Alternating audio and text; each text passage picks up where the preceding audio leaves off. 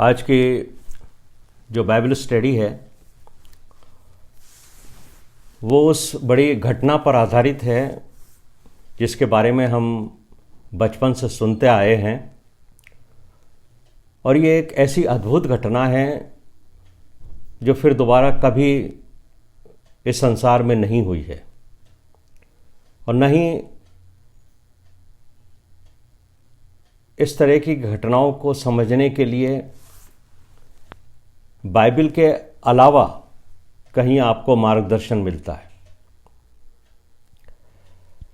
और ये घटना उस समय हुई है जब इस्राएली मिस्र की गुलामी से छूटना चाहते थे और परमेश्वर ने मूसा को इस बात के लिए तैयार किया कि वो उसकी आज्ञा के अनुसार मिस्र में जाए और उसके लोगों को छुड़ा कर लाए। यहाँ हम इस घटना को बड़े ध्यान से समझेंगे कि जब इस्राएली मिस्र से निकले तो वो एक लाइन में होकर चले जा रहे थे, सीधे चले जा रहे थे। और यहोवा परमेश्वर उन्हें दिन में मार्ग दिखाने के लिए बादल के खंभे में और रात का उजियाला देने के लिए आग के खंभे में होकर उनके आगे आगे चला करता था, ताकि इस्राएली दिन में और रात में दोनों समय यदि चलना चाहें तो चल सकते थे। रोशनी भरपूर हुआ करती थी। लेकिन चलते चलते इस्राएली लाल समुद्र के किनारे पर आ गए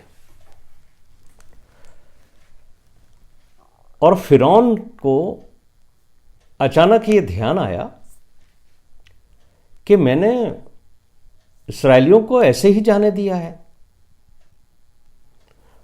और बाइबल कहती है कि परमेश्वर ने फिरौन के मन को कठोर किया और फिरौन और उसकी सेना और उसके जो लोग थे वो ये सोचने लगे कि इस्राएली हमारे बीच में से चले गए हैं, ये तो हमारे दास हुआ करते थे, ये हमारे सेवक थे, काम करते थे, अब हमारी सेवा कौन करेगा।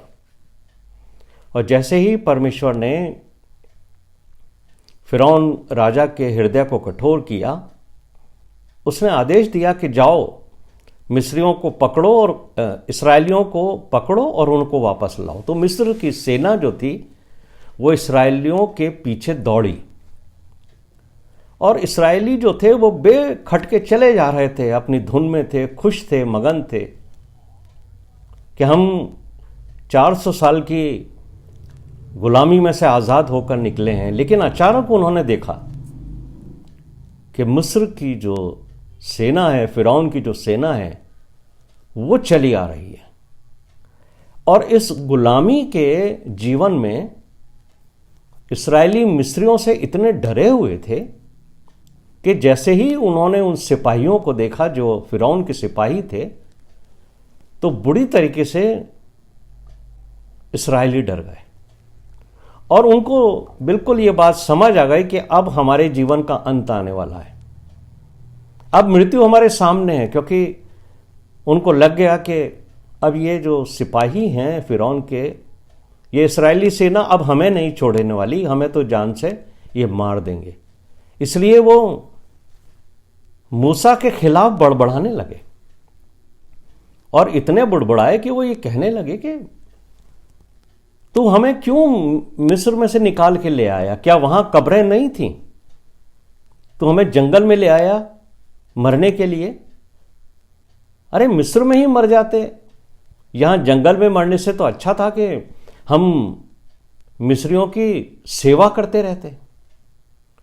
इस तरीके से वो दुख जाहिर करते हुए बड़बड़ाने लगे।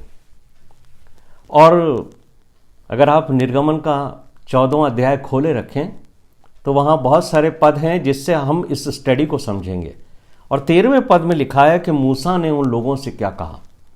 मूसा ने उनसे कहा, डरो मत, खड़े खड़े वो उद्धार का काम देखो जो यहोवा आज तुम्हारे लिए करेगा, क्योंकि जिन मिस्रियों को तुम आज देखते हो उनको फिर कभी ना देखोगे। What a wonderful statement. और ये परमेश्वर की आत्मा के उभारे जाने से ही मूसा ने इतना बड़ा डिक्लेरेशन उनसे किया कि मत डरो, आज तुम वो चमत्कार देखोगे जो तुमने कभी सोचा भी नहीं होगा। और परमेश्वर ने मूसा से कहा कि अपनी लाठी उठाकर अपना हाथ समुद्र के ऊपर बढ़ा और समुद्र 2 भाग हो जाएगा और सारे इस्राएली सूखी भूमि पर चले जाएंगे। ये स्टेटमेंट परमेश्वर ने मूसा को दिया। और अगर आप आगे पढ़ते हैं तो आपको मालूम होगा कि परमेश्वर का जो दूत था, जो बादल के खंभे में होकर उनके आगे आगे चला करता था, अब आगे से हटकर वो पीछे जाकर खड़ा हो गया। वही दूत जो बादल में था। और इस तरीके से वो जो बादल का खंभा था वो मिस्रियों की सेना और इस्राएली लोगों के बीच में आ गया। और अगर आप 14वें अध्याय के 19 और 20 पद को पढ़ोगे तो वहां पर लिखा है, उस बादल में से मिस्रियों के लिए अंधकार निकलता था, इसलिए मिस्री जो सेना थी वो घोर अंधकार के कारण आगे नहीं बढ़ पा रही थी कि इस्राएलियों को मारे।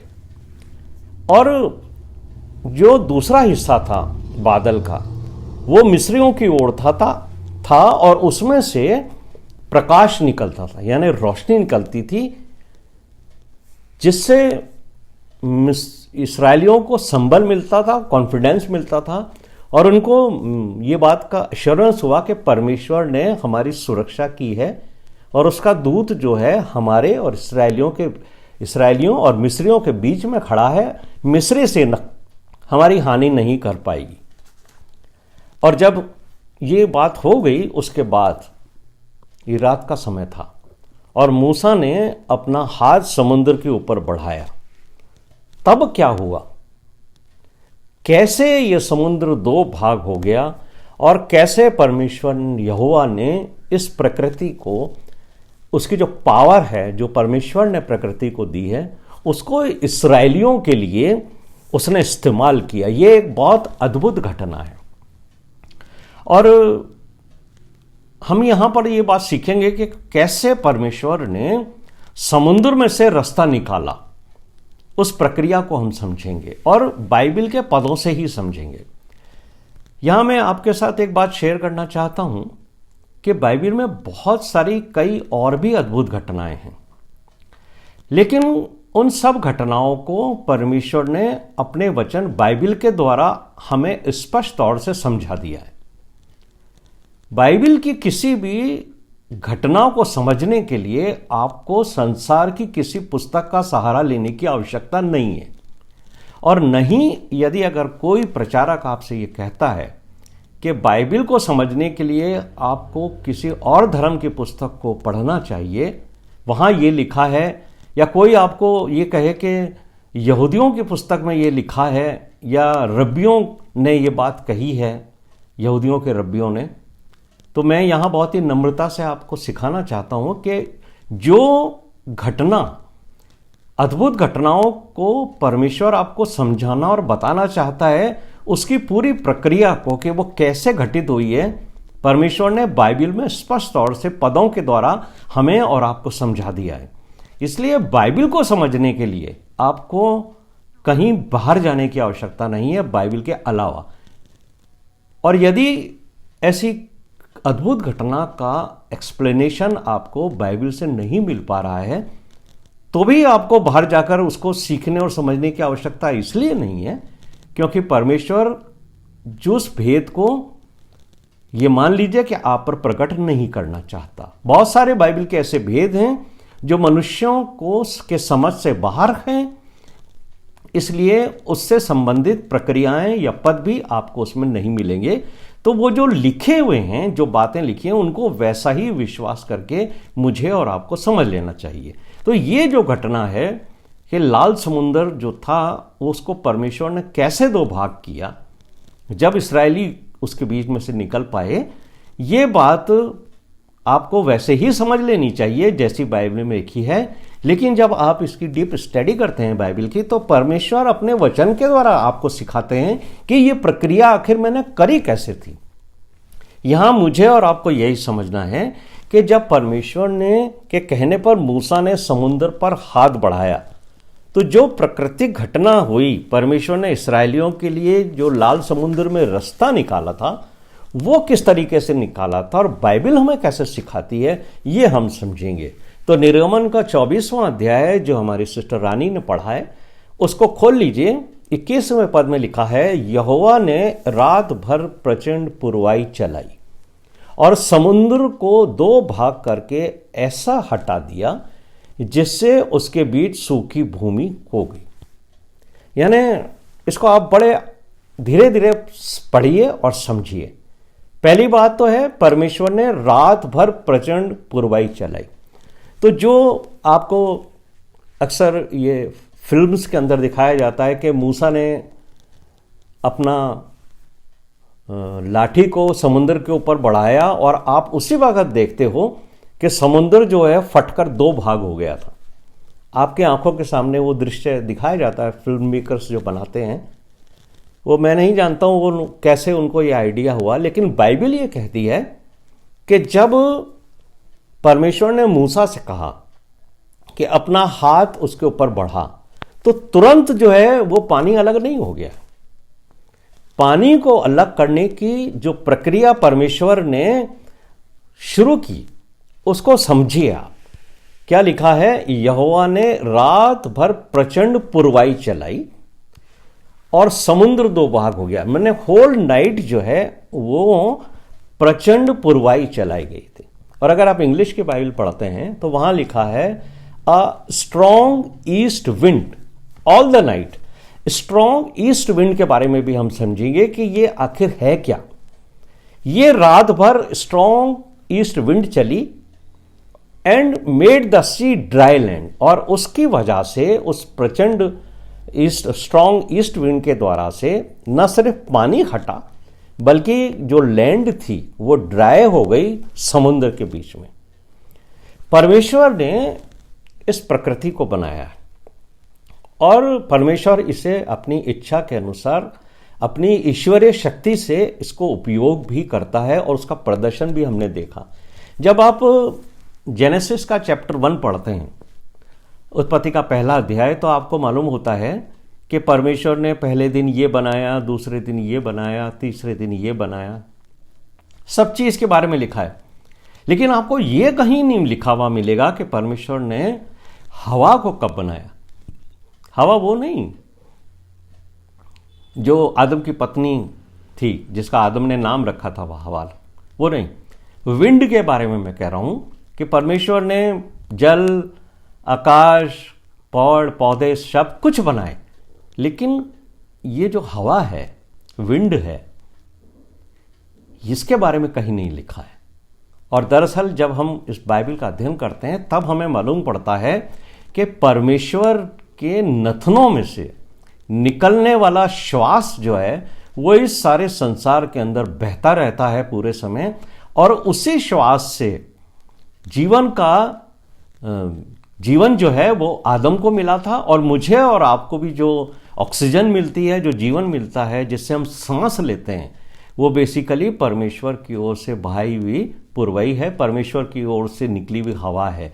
और इसके बारे में यीशु मसीह ने भी निकोदेमुस से कहा था कि तू ये महसूस तो करता है कि हवा इधर से आती है और उधर से जाती है, लेकिन तू ये मालूम नहीं कर सकता कि ये कहाँ से आती है और कहाँ चली जाती है, तू सिर्फ इसको महसूस कर सकता है।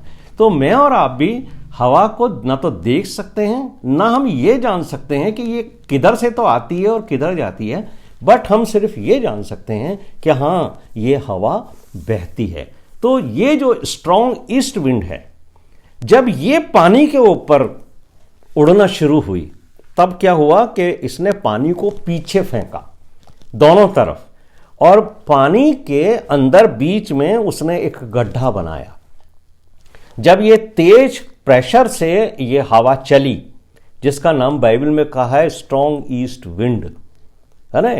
दरअसल क्या है, ये जो स्ट्रॉन्ग ईस्ट विंड है, इसको परमेश्वर ने डिस्ट्रक्शन के लिए इस्तेमाल किया। हमेशा जब भी बाइबल में इसका जिक्र आया है तो परमेश्वर ने इसको तबाही के रूप में ही इस्तेमाल किया गया है। और अगर आप अय्यूब का 27वां अध्याय उसके 21वें पद को पढ़ोगे तो वहां पर पुरवाई उड़ाने की जो क्षमता है उसका जिक्र किया गया है कि वो स्थान को उड़ा ले जाती है, यानी स्थान को उड़ा ले जाती है, चाहे वो पृथ्वी पर हो चाहे जल पर हो। एक और रेफरेंस मैं आपको दूंगा इस ईस्ट विंड का, जो आपको मिलेगा साम 48:7 के अंदर। भजन संहिता 48:7 के अंदर भजनकार कहते हैं कि तू पूर्वी वायु से तरशीश के जहाजों को तोड़ डालता है। वहां पर ईस्ट विंड का के बारे में लिखा हुआ है कि ये इतनी पावरफुल होती हैं कि जब ये चलती हैं तो परमेश्वर कई जहाजों को इस ईस्ट स्ट्रॉन्ग विंड के द्वारा समुद्र के अंदर बर्बाद कर देता है, तोड़ डालता है।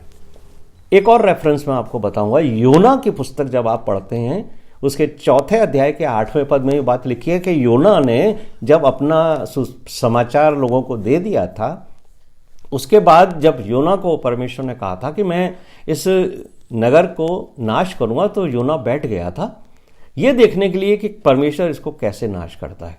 उस समय परमेश्वर ने ये जो स्ट्रॉन्ग ईस्ट विंड है उसको बहाया, तो वहां जो एक पौधा निकला था, एक पेड़ था जिसकी छांव में वो बैठा हुआ था, उसको पहले तो परमेश्वर ने सुखाया और उसके बाद उसके बारे में ये लिखा हुआ है वहां पर कि उसके अंदर इतनी उसकी भयंकर स्पीड थी कि और उसमें से लू निकल रही थी। लू निकलती है इसके अंदर से, मतलब इतनी गर्म होती है, जिसको हम हिंदी में लू कहते हैं, जैसे सन स्ट्रोक जिसको कहते हैं, कि लोगों का सिर चकराने लगता है। और योना का भी सिर चकराने लगा था और वहां योना ने इस बात को फील किया था कि ये बहुत ही भयंकर खतरनाक तरीके की गर्म हवा है। तो जिस पुरवाई को परमेश्वर ने इस समुद्र को 2 भाग करने के लिए चलाया था, उसके बारे में यहां लिखा है इंग्लिश के बाइबल में स्ट्रॉन्ग ईस्ट विंड। ये इतनी भयंकर थी, इतनी गर्म थी, इसकी स्पीड इतनी ज्यादा थी कि जब इस गर्म हवा ने पानी को टक्कर दिया तो पानी दोनों तरफ दूर हट गया। दोनों तरफ परमेश्वर ने उस पानी को हटाया और फिर उस गर्म हवा ने उस भूमि को सुखाया।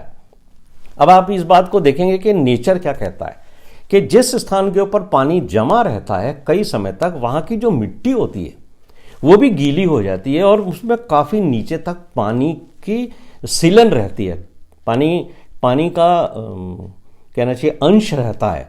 तो पानी हटने के बाद भी आप अगर उस पानी में से चलेंगे जहां पानी था तो आपके पांव कीचड़ में आ जाएंगे या धंसने लगेंगे। तो आप इस बात को समझ सकते हैं कि वो जो ईस्ट विंड थी, स्ट्रॉन्ग विंड थी, वो कितनी पावरफुल थी कि उसने न सिर्फ पानी को दोनों तरफ हटाया, साइड में किया, बल्कि उस जमीन को इस हद तक सुखा दिया कि वो भूमि सूख गई कि उसके बीच में से कोई मनुष्य या इस्राएली पूरी जाति वहां से पैदल पैदल निकलकर बाहर चली गई।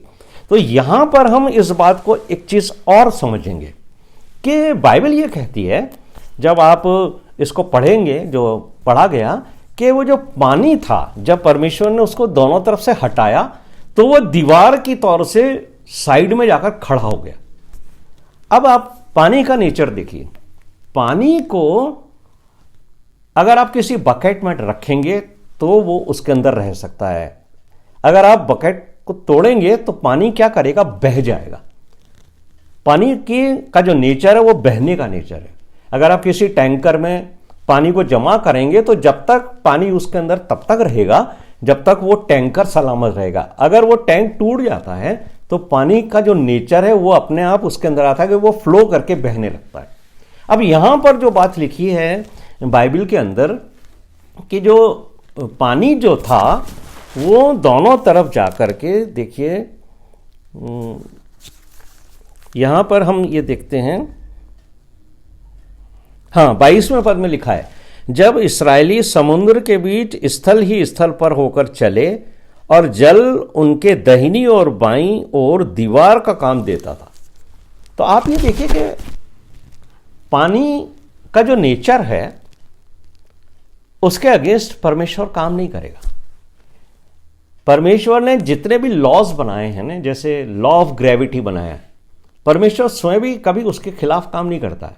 तो जो नियम परमेश्वर ने बनाए हैं उस नियम को वो मेंटेन रखता है। तो फिर ये जो पानी है जिसका नेचर है बहने का, जब परमेश्वर ने उसको हटाया तो बाइबल कहती है कि ये दीवार की तरह से चारों तरफ, दोनों तरफ खड़ा हो गया। ये क्या चीज है कि वो पानी खड़ा कैसे हुआ? ये है परमेश्वर की उस श्वास का दूसरा रूप है। देखिए, पहली बात तो हमने ये समझ ली कि परमेश्वर के नथनों में से जो श्वास निकला, जिससे एक स्ट्रॉन्ग ईस्ट विंड चली जो इतनी गर्म थी कि उसने पानी को दोनों तरफ हटा दिया, फैला दिया और भूमि सूखी हो गई। देखिए, ये बात आपको जेनेसिस चैप्टर 1:9 में भी मिलेगी, जब परमेश्वर ने क्या कहा था कि पानी जो है वो एक जगह एकत्रित हो जाए और सूखी भूमि दिखाई दे। तो ये कैसे हुआ था कि परमेश्वर ने अपनी सांस को फूका, और जब परमेश्वर ने सांस फूका तो वो जो पानी था वो एक जगह सरक गया, एक जगह हट के खड़ा हो गया, और दूसरी जगह जो गीला था पानी, वहां पर परमेश्वर के सांस, नथनों में से निकली हुई सांस के द्वारा वो जगह सूख कर बिल्कुल साफ हो गई, जिसको बाइबल में कहा गया कि पृथ्वी सूखी भूमि दिखाई देने लगी। यहां पर परमेश्वर ने अब दूसरा काम किया है। जब परमेश्वर के नथनों में से दूसरी बार सांस निकली है, वो इतनी ठंडी थी, इतनी ज्यादा कोल्ड थी वो, कि जो पानी बाहर निकला था, दोनों तरफ हटके खड़ा हुआ था, वो जम गया। और जब वो जम गया तब फिर उसने अपना जो बहने का, जो उसकी जो पावर होती है पानी की, जो बहता है पानी, वो उसको जमने के बाद वो प्रक्रिया से वो बाहर आ गया। यानी कोई पानी को अगर कोई चीज रोक सकती है तो वो, यदि वो बर्फ का शेप ले लेता है पानी, तब ही वो बहने से रोक सकता है। और ये बात मुझे और आपको कहां मिलेगी? अगर आप एक्सोडस 15:8 पढ़ते हो, ये बात आपको पता पड़ेगी कि जो परमेश्वर ने अपने नथनों का श्वास फूका, वो इतना ठंडा था, श्वास था, कि जो पानी जो दोनों तरफ से हटा था, वो पानी साइड में जाकर, जो जिसके लिए लिखा है ना कि दीवार बन गया, वो बेसिकली जमकर बर्फ बन गया था। और आपको ये मिलेगा निर्गमन 15 खोलिए आप, उसके 8वें पद में लिखा है, वहां पर लिखा है, तेरे नथनों की सांस से जल एकत्रित हो गया। ये तो जेनेसिस 1:9 में मैंने आपको बता दिया। फिर धाराएं ढेर के समान थम गई। जो परमेश्वर ने समुद्र की दोनों तरफ पानी को हटाया था वो थम गया। और क्या लिखा है, समुद्र के मध्य में गहरा जल जम गया। यानी परमेश्वर की जो सांस निकली वो इस समुद्र में पहले तो पानी को हटाया, उसके बाद परमेश्वर ने अपने नथनों से जो सांस निकली थी उसके द्वारा परमेश्वर ने समुद्र के मध्य में गहरा जल जम गया। ये अगर आप इंग्लिश के बाइबल पढ़ते हैं तो वहां जो वर्ड का इस्तेमाल किया गया है वो देखिए क्या किया गया है। मैं आपको पढ़ के सुनाता हूं। 15 एक्सोडस 15:8 के अंदर वहां पर लिखा हुआ है, by the blast of your nostrils the waters pile up, मतलब दूर हटाया उसको, the surging waters stood up like a wall. ठीक है, the deep waters congealed in the heart of the sea. ये जो वर्ड है कंजील्ड, इसका क्या मतलब होता है ये मैं आपको समझाना चाहता हूं कि कैसे वो पानी जो है वो बर्फ में तब्दील होता है। कंजील्ड का मतलब होता है सॉफ्ट स्टेट से सॉलिड स्टेट में कन्वर्ट हो जाना। कोई चीज जो पानी सॉफ्ट होता है तब तो वो बहता है, लेकिन उसका अगर बहाव रोकना है तो उसको सॉलिड स्टेट के अंदर कन्वर्ट करना पड़ेगा। तो आपको जो वर्ड इस्तेमाल किया गया इंग्लिश के बाइबल में, वहां लिखा है कंजील्ड हुआ वो, यानी सॉफ्ट स्टेट से वो सॉलिड स्टेट के अंदर कन्वर्ट हो गया। और जब वो सॉलिड स्टेट में कन्वर्ट हो गया तो इट बिकेम आइस। वो क्या बन गया? बर्फ बन गया। और वो जो पानी की दीवारें थी वो बेसिकली बर्फ की दीवारें थी।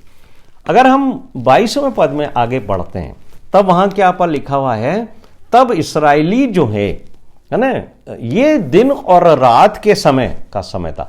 ये पूरी रात तो परमेश्वर ने पुरवाई चलाई, उसके बाद इस पानी को परमेश्वर ने जमा के उस रास्ते को जो सूखा हुआ था उसके ऊपर से इसराइलियों को दिन और रात समुद्र के बीच में से, बाइबल में लिखा है 22वें पद में कि वो स्थलीय स्थिर पर चलते हुए उनके पार निकल गए।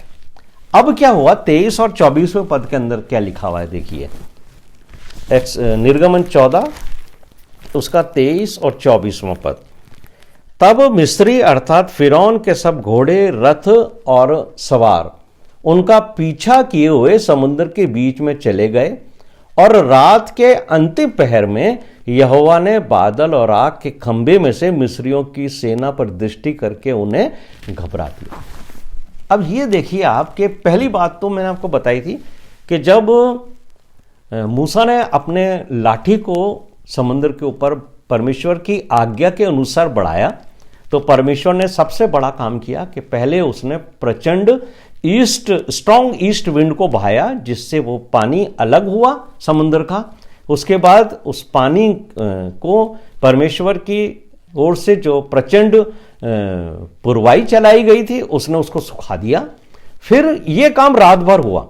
फिर जब दूसरा दिन हुआ तब सुबह सूरज की रोशनी में उन इस्राएलियों ने देखा जो रात को समुद्र को देख के डर गए थे, जिन्होंने कहा था कि हम समुद्र में डूब के मर जाएंगे, तो हमें मारने के लिए नहीं आया। जब उन्होंने ये बात देखी कि ये तो सूखी भूमि सामने है हमारे, अब तो हम निकल सकते हैं और पानी भी दोनों तरफ खड़ा हुआ है, यानी परमेश्वर ने हमारे रास्ता निकाल दिया, तो वो दिन के उजाले में वहां से निकलना शुरू हुए। और आपको मालूम होगा कि कम से कम 20 लाख लोग थे। तो जब ये लोग दिन भर चले और रात में भी ये लोग चल के वहां निकले, और परमेश्वर ने मिस्रियों की तरफ तो अंधेरा कर रखा था और इसराइलियों की तरफ उसने रोशनी कर रखी थी। तो ये जो समुद्र का रास्ता था इस पे पूरी रोशनी थी कि ये लोग उसमें से निकल पाए। तो इनको ये महसूस नहीं हुआ कि दिन से रात हो गई है, तो रात में भी उनके निकलने का रास्ता हुआ था।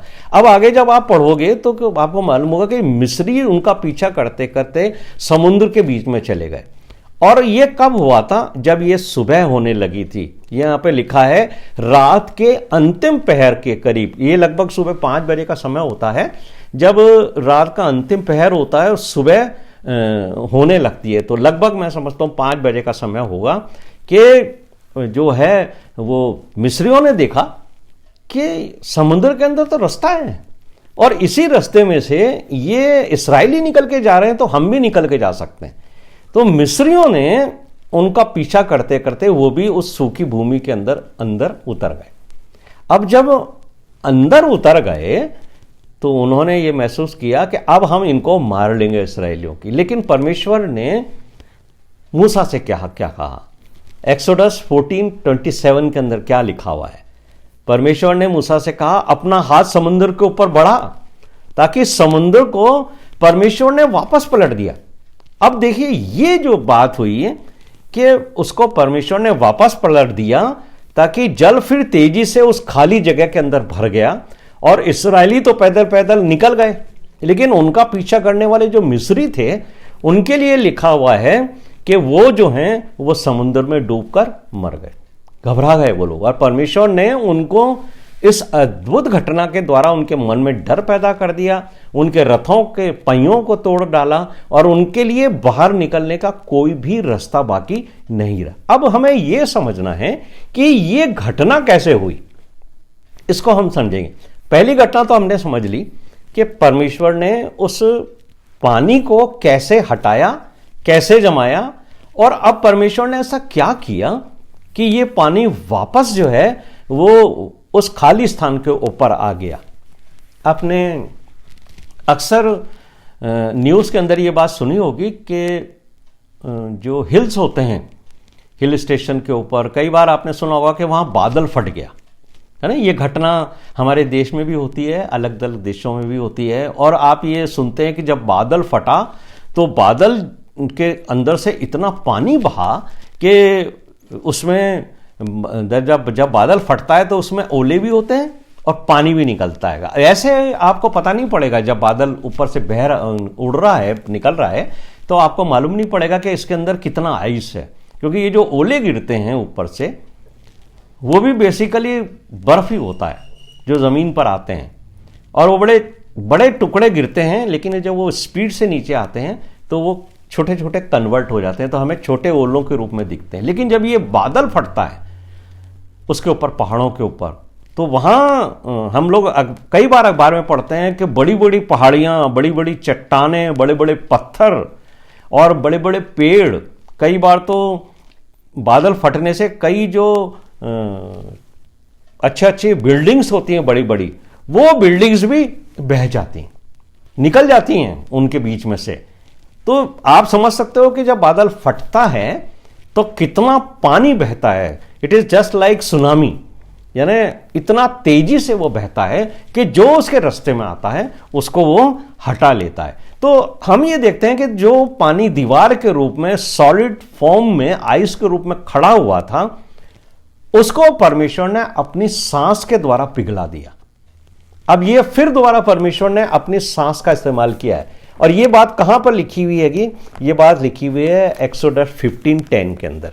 अगर आप निर्गमन का 15वां अध्याय उसका 10वां पद पढ़ोगे तो वहां पर लिखा है, तूने अपने श्वास का पवन चलाया, तब समुद्र ने उनको ढांप लिया। यानी परमेश्वर ने अपने सांस का पवन चलाया, बहुत तेज गर्म हवा फिर परमेश्वर ने भेजी और समुद्र ने उनको ढांप लिया। किनको ढांप लिया? मिस्री सेनाओं को ढांप लिया। वे जल राशि में ईसे के समान डूब गए। यह है परमेश्वर की सांस के अंदर की पावर, जो कभी तो जब सांस वो खींचता है तो एक जल एक तरफ इकट्ठा हो जाता है और सूखी भूमि दिखाई देने पड़ती है, और जब परमेश्वर दोबारा उस सांस को निकाल करके उस पानी को जो सॉलिड फॉर्म में आइस के रूप में जमा हुआ है उसके ऊपर डालता है, तो ये जैसे बादल फटता है उस तरह की प्रक्रिया वहां पर हुई। और जब वो फटा, वो आइस जो चारों तरफ दीवार के रूप में इकट्ठा, तो दोनों तरफ से पानी इतनी जोर से आया कि जो मिस्री थे उनको ऐसा महसूस हुआ जैसे कोई सुनामी आ गई है। चारों तरफ से इतनी ऊंची ऊंची लहरें निकली कि बाइबल कहती है कि वो शीशे के समान, जैसे पानी के अंदर शीशा डालते हैं तो जमीन में चला जाता है पानी के अंदर, वैसे ये रथों के समान अंदर जाकर के बह लिए, डूबकर पूरी की पूरी सेना जो है मिस्रियों की, फिरौन की सेना वहां पर मर गई, बर्बाद हो गई। और ये बात मूसा ने उनको, इस्राएलियों को उस समय कह दी थी जब उसने अपनी लाठी को समुद्र के ऊपर नहीं बढ़ाया था। उसने साफ कहा था मिस्रियों से कि इसराइलियों से कि जिन मिस्रियों को तुम आज देखते हो ना, उनको फिर कभी नहीं देखोगे। और ये सही बात है कि जब इस्राएली जो है वो सूखी भूमि से बाहर निकल गए और उन्होंने ये देखा होगा कि ये मिस्री हमारे पीछे पीछे चले आ रहे हैं, फिरौन की सेना, और उनको में से कुछ लोगों को निश्चित तौर से डर लगा होगा कि ये मिस्री जो हैं वो अब सूखी भूमि से निकलकर हमारे ऊपर हमला कर देंगे। लेकिन जो बात मूसा ने उनसे कही थी कि आज के बाद तुम फिर इनको कभी नहीं देखोगे, उन्हीं लोगों ने, उन इसराइलियों ने इन मिस्रियों को पानी के अंदर डूबते हुए भी देखा होगा। और इसीलिए जब ये लोग बाहर निकल करके आ गए, मिस्री इसराइली लोग, इन्होंने परमेश्वर की स्तुति की, महिमा की और परमेश्वर का धन्यवाद दिया। और ये जो मरियम थी, इसराइलियों, मूसा और हारून की जो बहन थी मरियम, उसने, आपको याद होगा, उसने नाच भी किया था, गीत भी गाया था। तो उसने जो गीत गाया था वो आपको मिलेगा 15वां अध्याय एक्सोडस, उसका 19वां पद पढ़िए आपको, तो यहां आपको मालूम होगा, इसको और अच्छे से आपको एक्सप्लेनेशन मिलेगा बाइबल के द्वारा। यहां पर मरियम का गीत है, और मरियम ने क्या गीत गाया था? यह गीत गाने का कारण यह था कि फिरौन के घोड़े, रथों और सवारों समेत समुद्र के बीच में चले गए और यहोवा उनके ऊपर समुद्र का जल लौटा ले आया, परंतु इसराइली समुद्र के बीच स्थल ही स्थल होकर चले गए। ये जो गीत है ये अपने आप में इस बात का एक्सप्लेनेशन है कि किस तरीके से परमेश्वर ने मिस्री सेना को उस समुद्र के अंदर डुबाकर मार दिया था। परमेश्वर अपने लोगों को हमेशा सुरक्षा देता है और बचाता है। मेरे प्रिय भाइयों और बहनों, जब भी आप बाइबल के अध्ययन करते हैं, बाइबल की स्टडी करते हैं और कोई बात आपको समझ में नहीं आती है, तो प्रार्थना करें और परमेश्वर से सहायता मांगें। और परमेश्वर हमें उसके वचन के अंदर ही ये सब घटनाएं जो परमेश्वर ने की है, तो किस तरीके से उसने उसको परफॉर्म किया है या अंजाम दिया है, उसका एक्सप्लेनेशन हमें वहाँ मिल जाएगा। इसलिए मैं पुनः आपसे निवेदन करूँगा कि बाइबल की घटनाओं को समझने के लिए कभी किसी बाहरी पुस्तक की या कभी किसी व्यक्ति के पर्सनल विचारों को कभी केंद्र मत लाना कि आपको कोई मनुष्य बाइबल के अलावा भी कोई पुस्तक से या किसी व्यक्तियों के विचारों से आपको एक्सप्लेन करे कि परमेश्वर ने किस तरीके से काम किया है। परमेश्वर ने जो काम किया है उसको स्पष्ट तौर से परमेश्वर ने अपने वचन के अंदर लिख दिया है। आइए हम प्रार्थना करें।